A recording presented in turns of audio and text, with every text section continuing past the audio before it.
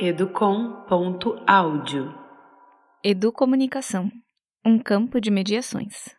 Firma-se, principalmente na América Latina, um referencial teórico, que sustenta a inter-relação comunicação e educação, como campo de diálogo e espaço para o conhecimento crítico e criativo, para a cidadania e a solidariedade. Autor, Ismar de Oliveira Soares. Revista Comunicação e Educação, São Paulo, número 19, setembro a dezembro de 2000. Ainda não se passaram 6 anos da explosão comercial da internet e mais da metade das universidades americanas já estão oferecendo algum tipo de educação à distância.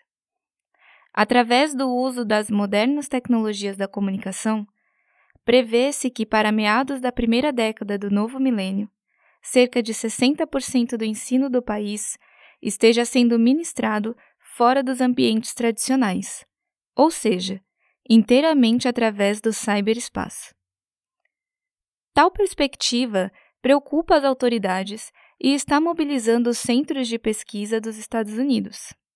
Entre as questões em discussão está a perda do controle sobre a educação por parte dos seus principais agentes, os professores e os alunos, uma vez que a chamada indústria da educação está vislumbrando negócios na área que chegam à astronômica cifra de 200 bilhões de dólares. Em decorrência disso, outra questão ganha relevância e diz respeito às condições que os professores têm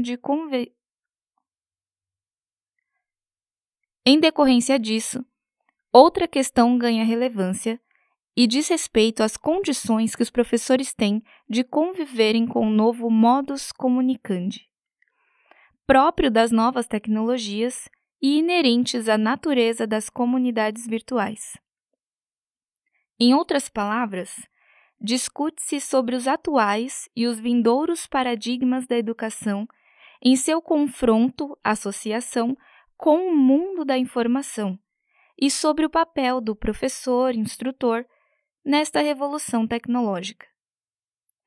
Ou eles conseguem decifrar o que está ocorrendo e se preparam para assumir um papel protagônico no processo, ou serão substituídos por quem se disponha a servir o sistema que está sendo implantado. E para muitos especialistas, a questão-chave não está nas tecnologias, mas no próprio modelo de comunicação adotado. Para Hannah Palloff e Kate Pratt, autores do celebrado livro Building Learning Communities in Cyberspace, Construindo a Comunidade Educativa no Ciberespaço, comunicação é o conceito-chave quando se fala em educação e tecnologia. Abre aspas. Nós concluímos, através de nosso trabalho com a internet, que a construção da comunidade educativa, ou Learning Community, com os professores participando em igualdade de condições com seus alunos, é a chave do sucesso de todo o processo. Fecha aspas.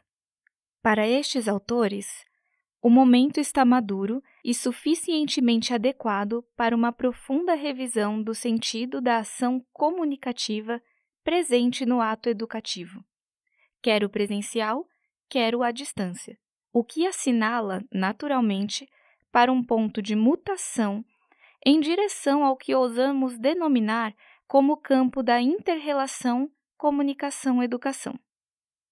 Não é evidente, à primeira vista, especialmente ao observador da cena norte-americana, que comunicação e educação possam vir a integrar-se, em algum momento, num campo específico e autônomo de intervenção social. A história nos ensina, na verdade, que tanto a educação quanto a comunicação, ao serem instituídas pela racionalidade moderna, tiveram seus campos de atuação demarcados no contexto do imaginário social como espaços independentes, aparentemente neutros, cumprindo funções específicas. A educação administrando a transmissão do saber necessário ao desenvolvimento social e a comunicação responsabilizando-se pela difusão das informações, pelo lazer popular e pela manutenção do sistema produtivo através da publicidade.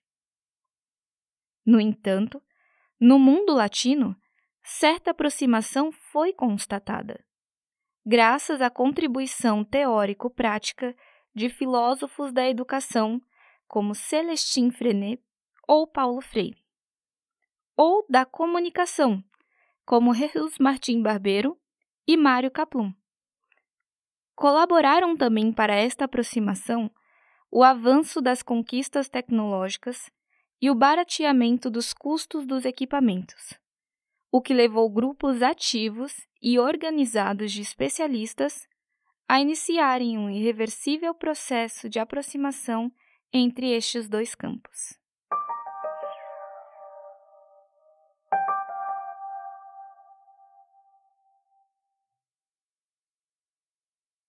Educação e razão técnica. A modernidade nasceu com a instituição da crença nas possibilidades da razão, capaz de transformar a sociedade pela dominação da natureza pelo homem.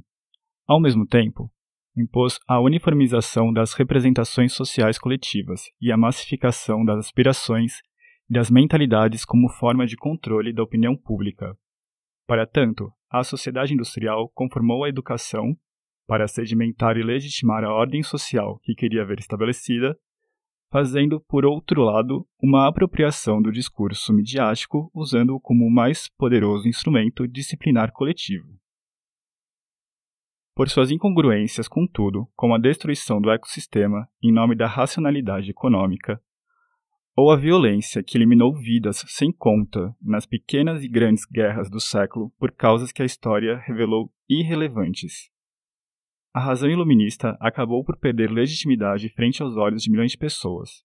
Nesse sentido, a própria sociedade foi obrigada a buscar na dinâmica da denominada cultura da pós-modernidade referências mais adequadas que expliquem as mudanças pelas quais a sociedade em geral e as pessoas em particular estão passando. Por outro lado, a pós-modernidade assinalou para a liberalização das consciências através do reconhecimento da autonomia individual e da valorização do subjetivismo. Em termos psicossociais, pela razão técnica, o real se converte em virtual, o que significa a concretização dos desejos e aspirações humanas em maneiras analógicas, através dos simulacros presentes no cotidiano da produção simbólica do sistema de comunicação. Por outro lado, o rápido desenvolvimento da tecnologia permitiu, sem sombra de dúvidas, que a informação viesse a representar, nos dias atuais, o fator-chave dos processos produtivos de bens e serviços. Para o pensador francês Pierre Foutet, ao explicar a perplexidade dos educadores, traça um paralelo entre as práticas educativas e comunicativas no atual período de transição, garantindo que o que experimentamos não é outra coisa senão uma verdadeira mudança de paradigmas. O discurso sobre a educação, que a definiu como base da construção da democracia moderna e do progresso dos povos, está sendo substituído pelo discurso sobre a excelência e irreversibilidade da informação. Em outros termos, há uma valorização social do mundo da comunicação e uma negação do mundo da educação tradicional. Reconhece-se, por outro lado, que a educação, a síntese de um longo processo civilizatório, chega aos albores do século XXI com um enorme cabidal de serviços prestados à humanidade, sem, contudo, ter gestado e gerenciado processos de inter-relação cultural que a coloque em sintonia com o novo mundo que a rodeia. A educação, representando o tempo do pensamento lógico seriado geométrico, basicamente livresco, identificado com a era fordista, estaria, pois, em crise. Já a instituição denominada de comunicação de massa, consolidando um pensamento fragmentado e uma cultura aleatória, essencialmente audiovisual, estaria em alta no imaginário social. A comunicação de massas representaria um eixo que atravessa as novas condições de sociedade, de pensar e organizar.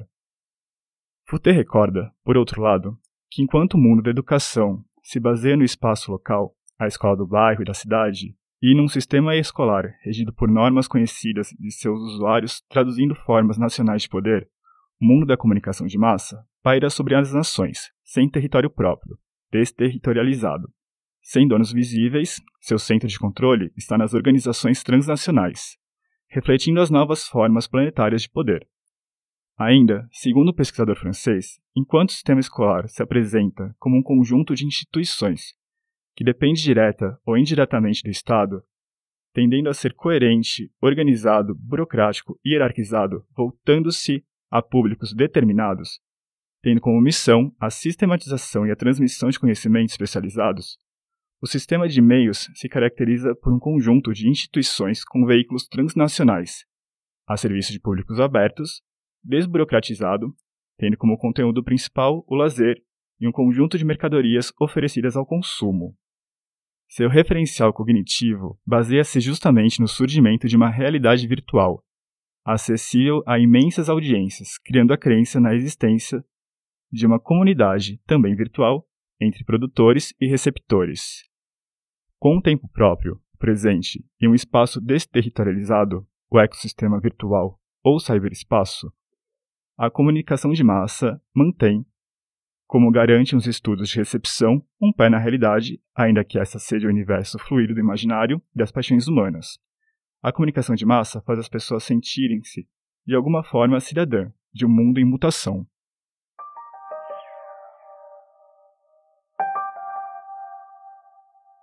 Modernidade versus pós-modernidade?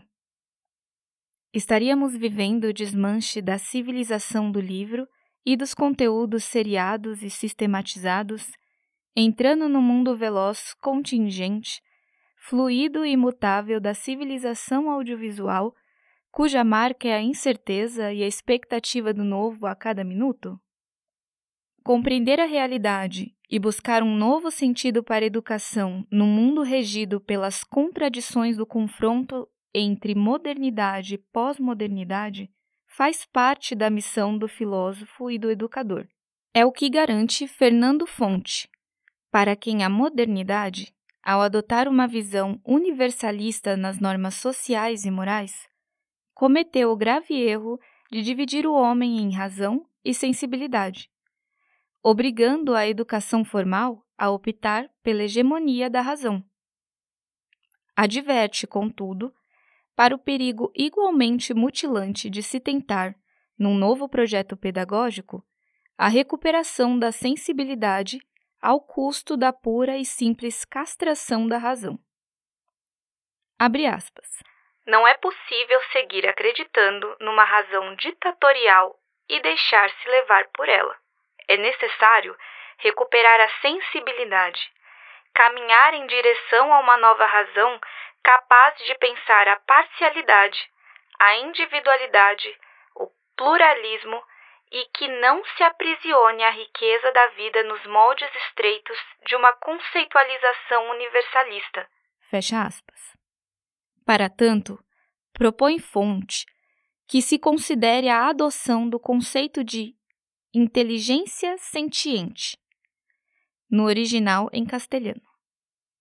Explicando. Dada a unicidade do ser humano, a faculdade de apreensão da realidade é operada conjuntamente pela materialidade dos sentidos e pela capacidade de intelecção abstrata do homem. Por este mesmo princípio da unicidade, o próprio ato de sentir, a impressão da realidade, converte-se em ato de aprender, sem necessidades de conceitos ou de racionalizações. A razão posteriormente reatualizará o real para descobrir suas estruturas mais profundas, que não estão desvendadas nesse ato radical de inteligência, que é a impressão da realidade. Para o filósofo mexicano, de nenhuma maneira a razão, responsável pelo descobrimento e apreensão de estruturas do real mediante o pensar e os conceitos, é o mais fundamental do ser humano. Abre aspas. Ela, a razão, não nos põe na realidade. O que nos faz pessoas, seres humanos, é o estar na realidade e não o uso dos conceitos e das teorias. Antropologicamente, por conseguinte, deveríamos mudar a tradicional definição de homem dada por Aristóteles, o homem é um animal racional. Agora, deveríamos nos referir ao homem como o animal de realidades.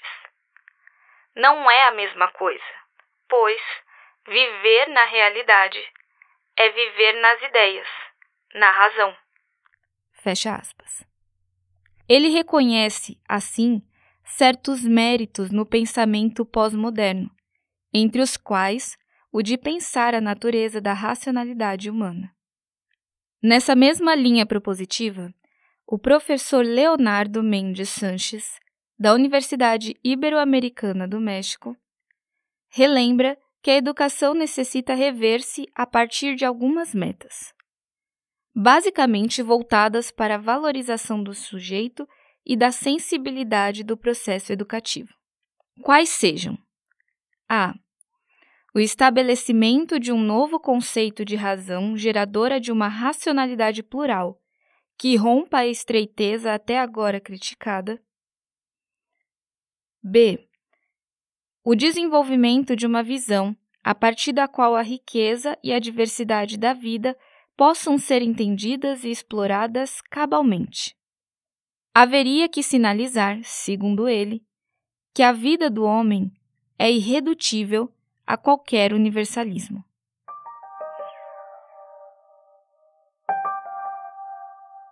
Educação, cidadania e consumo.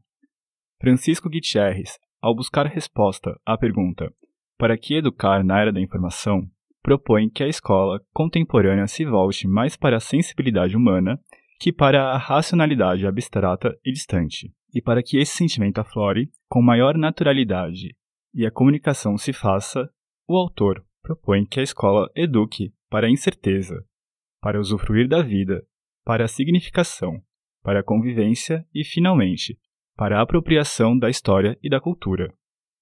Seguindo essa linha, Nestor Garcia Canclini coloca em meridiana evidência a necessidade de o sistema educativo envolver-se em seu confronto com a moderna produção da cultura, com o mercado, o consumo e o sistema de comunicação que o serve. No que diz respeito à apropriação da cultura, Garcia Canclini entende que uma verdadeira revanche cultural vem ocorrendo pelas mãos dos próprios usuários e receptores dos meios. Para ele, o consumo desenfreado tem servido principalmente para refletir e fazer pensar. O consumo é, diz, um conjunto de processos socioculturais em que se realizam a apropriação e o uso de produtos materiais e espirituais. Fala-se em consumo de sabonetes, como o consumo da fé. No consumo se manifesta uma racionalidade, uma visão de mundo. Existe uma lógica na construção dos signos de status do consumidor. O consumo serve, sobretudo, para distinguir as pessoas, as famílias, os educandários, as classes sociais. Abre aspas. A lógica que rege a apropriação dos bens enquanto objetos de distinção não é a da satisfação das necessidades, mas sim a da escassez de bens e a impossibilidade de que outros o possuam. Fecha aspas. Segundo Garcia Canclini, o consumo é um processo planejado, em que os desejos se transformam em demandas e em atos socialmente regulados. Nada, portanto, que se pareça com o espontaneísmo dos consumidores autônomos e irreverentes. Ele observa, por outro lado, o poder manipulador do mercado, principalmente na destruição e subversão das ferramentas de leitura do mundo. Abre aspas. Há poucos anos, pensava-se o olhar político como uma alternativa de leitura do mundo. Imaginava-se que, mudando as estruturas políticas, estar-se-ia transformando as relações sociais, tornando-as mais juntas. O mercado desacreditou essa atividade de uma maneira curiosa, não apenas lutando contra ela ou exibindo-se como mais eficaz para organizar a sociedade, mas também devorando-a, subvertendo a política, as regras do comércio e da publicidade do espetáculo e da corrupção. Fecha aspas. Os homens e mulheres já se mostram, contudo, mais atentos. De acordo com o autor, a reação esboçada aqui e ali, principalmente no campo educacional, deve transformar-se em ato político. Abre parênteses. É necessário dirigir-se ao núcleo daquilo que é a política e a relação social, o exercício da cidadania. Fecha parênteses. A proposta leva naturalmente a uma leitura crítica de consumo, seguida de uma retomada do interesse pelo público pelo coletivo. Abre parênteses. Vincular o consumo com a cidadania requer ensaiar um reposicionamento do mercado na sociedade, tentar a reconquista imaginativa dos espaços públicos. Fecha parênteses. Os autores analisados deixam evidente que uma relação entre a comunicação e a educação já vem sendo operacionalizada, quer pelo uso dos instrumentos tecnológicos, quer pela ação das políticas profissionais que têm na busca do exercício da cidadania a razão de ser de seus atos. Neste sentido, a nova racionalidade sugerida por Fouté, Frontes, Sanches, Gutierrez e Canclini, já anteriormente proposta por Freire, representa sólido pressuposto político-pedagógico para pensar a inter-relação comunicação e educação. Chegará, contudo, esta inter-relação a ser reconhecida como um novo campo, ou continuará a ser tomada tão somente como mera interface entre dois campos tradicionais? Para os defensores da tese da simples interface, tanto a comunicação quanto a educação são campos historicamente constituídos, definidos, visíveis e fortes. Desde sempre, o homem estabeleceu processos de comunicação entre si, usando para isso recursos diferentes. A educação, para os mesmos pesquisadores, é legitimada na esfera do oficial, do bem comum, da necessidade mínima de construção da cidadania, enquanto a comunicação é reconhecida como inerente ao sistema liberal e transferida para a iniciativa privada. Educação e comunicação se distanciam também pelo tecido dos seus discursos. O discurso educacional é mais fechado, enquadrador, oficial mais autorizado, validado por autoridades, não é questionado.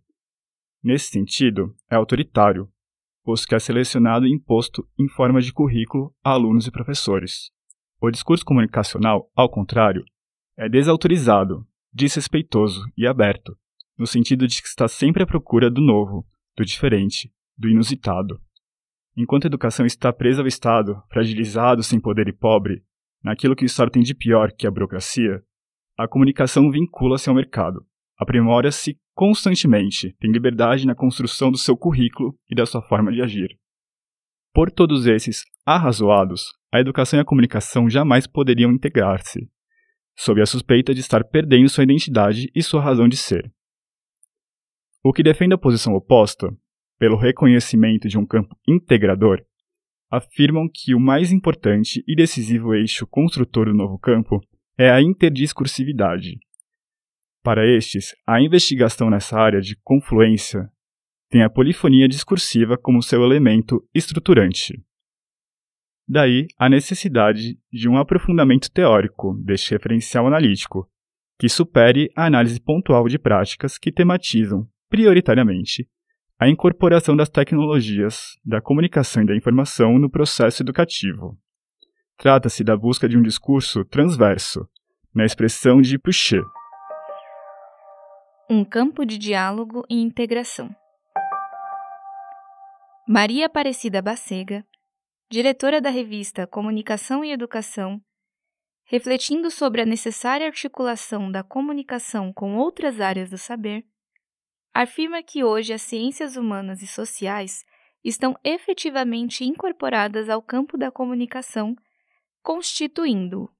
Desse modo, a apropriação das ciências humanas e sociais para a constituição desse campo se dá num processo espiralado de metasignificação, que redunda, obviamente, em novas posturas epistemológicas.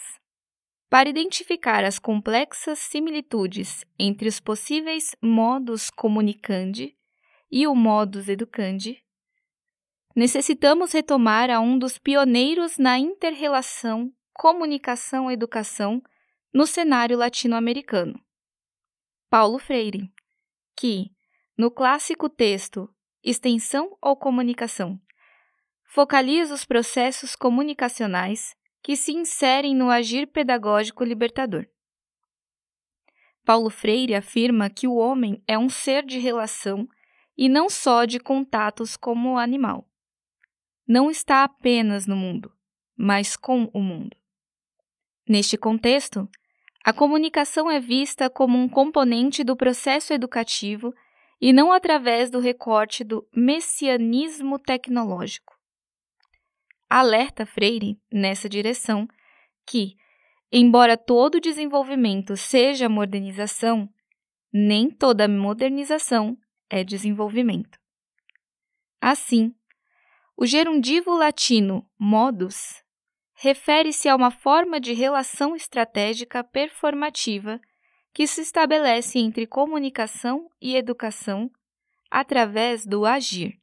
Sob esta perspectiva, a comunicação passa a ser vista como relação, como modo dialógico de interagir do agir educomunicativo. Abre aspas. Ser dialógico é vivenciar o diálogo, é não invadir, é não manipular, é não esloganizar. O diálogo é o encontro amoroso dos homens que, mediatizados pelo mundo, o pronunciam, isto é, o transformam e, transformando-o, o humanizam. Fecha aspas. Para o saudoso educador, não é possível compreender o pensamento fora de sua dupla função, a cognoscitiva e a comunicativa.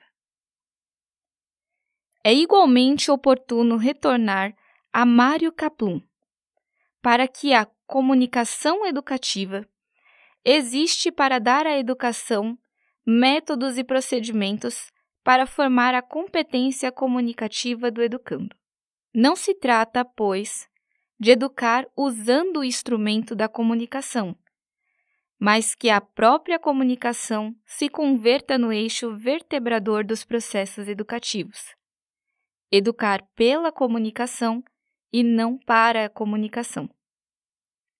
Dentro desta perspectiva da comunicação educativa como relação e não como objeto, os meios são ressituados a partir de um projeto pedagógico mais amplo. Os dois educomunicadores, Freire e Kaplun, vinculam os espaços do contexto sociocultural, da comunicação e da educação como uma relação, não como uma área que deva ter seu objeto disputado. De nossa parte, afirmamos que é justamente a relação o elemento constitutivo do novo campo. Quanto à disputa, não existe, desde que se reconheça que os tradicionais campos continuam mantendo sua vigência dentro do paradigma iluminista que os criou. Martim Barbeiro contribui com essa discussão, delineando o conceito de destempo. Para demonstrar os conflitos entre as diferentes temporalidades, parte da classificação proposta pela antropóloga americana Margaret Mead, que estabelece uma distinção entre 3 tipos diferentes de cultura. A pós-figurativa, em que os jovens aprendem primordialmente através dos adultos. A configurativa, que tem como modelo norteador a conduta dos contemporâneos, onde tanto jovens como adultos aprendem na conjuntura das relações sociais em que estão envolvidos. E a pré-figurativa, em que os adultos também aprendem com jovens, onde os pares substituem os pais, promovendo uma ruptura de gerações sem precedentes. A autora observa que as sociedades primitivas e os redutos ideológicos e religiosos são principalmente pós-figurativos e extraem a autoridade do passado. Já as grandes civilizações, que necessariamente desenvolveram técnicas para a incorporação das mudanças, recorreram tipicamente a alguma forma de aprendizagem configurativa a partir dos pares, dos grupos com poder de influência. É preciso criar novos modelos de relação pedagógica e comunicativa para que os adultos ensinem não o que os jovens devem aprender, mas como devem fazê-lo. E não como devem comprometer-se, mas qual é o valor do compromisso.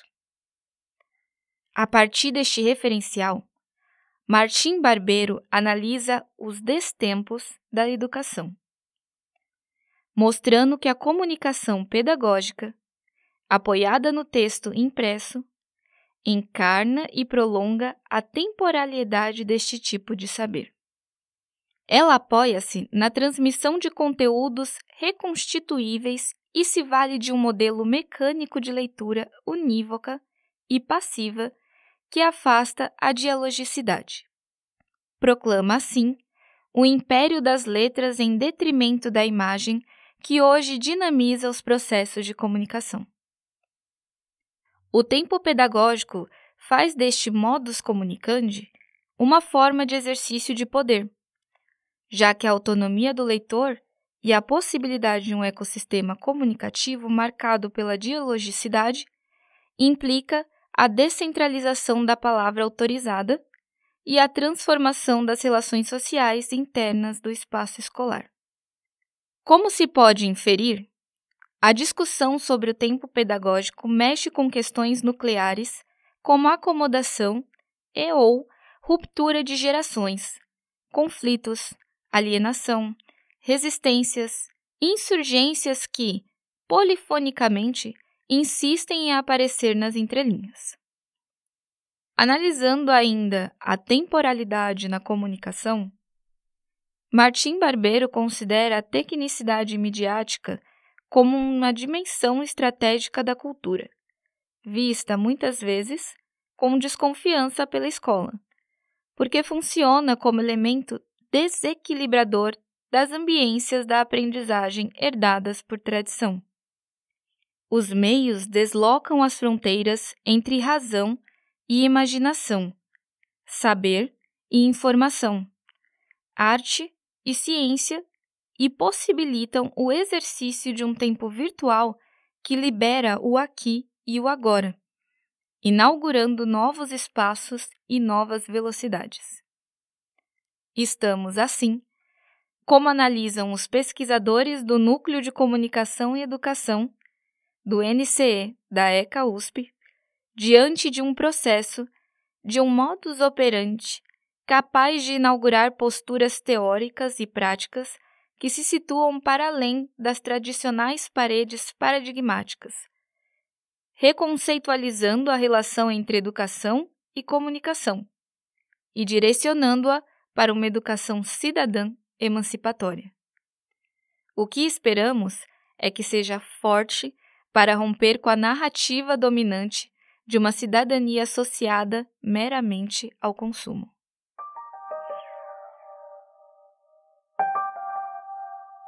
Consolidação de um novo campo. A hipótese central com a qual a pesquisa desenvolvida pelo NCE-ECA USP trabalhou foi que, efetivamente, já se formou, conquistou autonomia e encontra-se em franco processo de consolidação um novo campo de intervenção social, a que denominamos de inter-relação comunicação-educação. Ao contrário, ela está inaugurando um novo paradigma discursivo transverso constituído por conceitos transdisciplinares, como apontamos anteriormente. Esta foi justamente a segunda hipótese.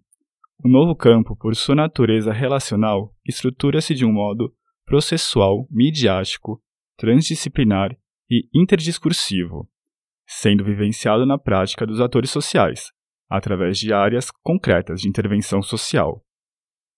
A interdiscursividade, vale dizer, o diálogo com outros discursos, é a garantia da sobrevivência do novo campo e de cada uma das áreas de intervenção, ao mesmo tempo que vai permitindo a construção de sua especificidade. Esse discurso é multivocal e o seu elemento estruturante é a polifonia, a alteridade e a dimensão constitutiva deste palco de vozes que polemizam entre si, dialogam ou completam-se. Como terceira hipótese, reconhecemos que o campo da inter-relação comunicação-educação se materializa em algumas áreas de intervenção social, tais como, A.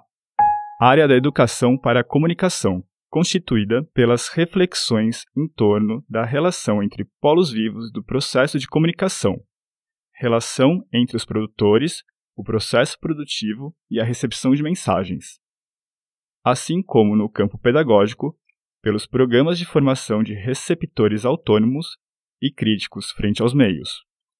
Existem distintas vertentes na área da educação para a comunicação, o que compreende desde posturas defensivas, de cunho moralista, até projetos que se caracterizam para implementar procedimentos voltados para a apropriação dos meios e das linguagens da comunicação por parte das crianças e jovens. No mundo ibero-americano, a explicitação da teoria das mediações, especialmente por Martim Barbeiro, permitiu uma visão mais lúcida do processo de recepção, promovendo importante mudança na pedagogia da educação para os meios. B. A área da mediação tecnológica, na educação compreendendo o uso das tecnologias da informação nos processos educativos. Trata-se de uma área que vem ganhando grande exposição devido à rápida evolução das descobertas tecnológicas e de sua aplicação ao ensino, tanto presencial quanto à distância.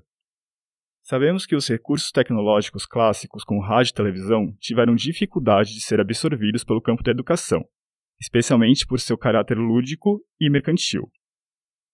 Tal fato foi o principal responsável pela resistência dos educadores em dialogar com as tecnologias. O computador veio abalar essa dicotomia, pois possui em si mesmo os meios de produção de que o pequeno produtor cultural, o aluno e o professor, necessitam para o trabalho diário. Devemos lembrar que a grande maioria dos sites hoje existentes são produzidos e dirigidos por centros de pesquisas científicas. C. Área da gestão da comunicação no espaço educativo, voltada para o planejamento e execução e realização dos processos e procedimentos que se articulam no ambiente da comunicação, cultura e educação, criando ecossistemas comunicativos. O conceito de ecossistema comunicacional designa a organização do ambiente, a disponibilização dos recursos, o modus faciendi dos sujeitos envolvidos e o conjunto das ações que caracterizam determinado tipo de ação comunicacional. No caso, a família, a comunidade educativa ou a emissora de rádio criam respectivamente ecossistemas comunicacionais. Os indivíduos e as instituições podem pertencer e atuar simultaneamente em distintos ecossistemas comunicacionais, um exercendo influência sobre o outro. A gestão da comunicação nos espaços educativos produz-se tanto nos ambientes voltados para programas escolares formais, quanto naqueles dedicados ao desenvolvimento de ações não formais de educação, como nas emissoras de rádio e de televisão educativos, nas editoras e centros produtores de material didático, nas instituições que administram programas de educação à distância e nos centros culturais. D.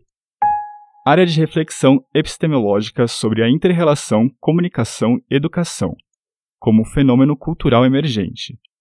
É, na verdade, a reflexão acadêmica, metodológica conduzida que vem garantindo unidade às práticas da educomunicação, permitindo que o campo seja reconhecido, evolua e se legitime. A própria pesquisa que estamos realizando situa-se nessa área, assim como boa parte das reflexões produzidas pelos pensadores de quem nos servimos para a constituição do corpo teórico do trabalho. Cada uma dessas áreas tem sido tradicionalmente assumida como espaço vinculado ao domínio, quer da educação, quer da comunicação. Entendemos, por outro lado, que as 4 áreas não são excludentes, nem são únicas, representam apenas um esforço de síntese, uma vez que aparecem aglutinar as várias ações possíveis de espaço de inter-relação em estudo. Para comprovar as hipóteses levantadas a respeito da presumível emergência do campo de inter-relação, comunicação e educação, a equipe do Núcleo de Comunicação e Educação, NCE, realizou uma pesquisa cujos instrumentos investigatórios foram a aplicação de questionário exploratório junto a uma amostragem significativa, 400 questionários respondidos por 178 especialistas de 12 países do continente, entrevistas com 25 especialistas latino-americanos de reconhecido renome, além da promoção de workshops, seminários e de congressos para a coleta de dados posteriormente incorporados ao trabalho. Através dos questionários, foi possível levantar o interesse dos pesquisadores sobre o tema em questão, seu perfil profissional, suas expectativas com relação ao avanço teórico do campo.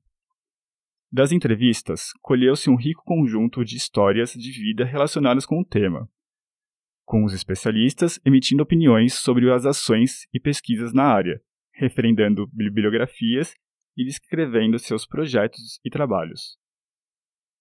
Nos workshops foram especialmente aprofundados 2 temas: a relação comunicação-educação e o conceito de gestão da comunicação nos espaços educativos. Finalmente, os seminários e congressos serviram como teses para a convivência entre as várias sub-áreas que hipoteticamente compõem o campo de inter-relação em estudo. O conjunto dos dados levantados possibilitou vislumbrar não apenas um crescente interesse pelo assunto em questão, mas, sobretudo, a existência de um processo de sistematização teórica, que aponta a interdiscursividade e a interdisciplinariedade como elementos essenciais da epistemologia do campo, evidenciados no desenho do perfil do novo profissional a ele dedicado. Ficha técnica. Na narração, Danilo de Sá e Stephanie Oliveira Francisco, ambos alunos da licenciatura em Educomunicação da Escola de Comunicações e Artes da USP. Captação de áudio de João Carlos Megali. Direção e edição de áudio de Stella Nesrini. Produção Todo Canto Produções Artísticas. Material gravado no estúdio da Escola de Comunicações e Artes da Universidade de São Paulo em 2022.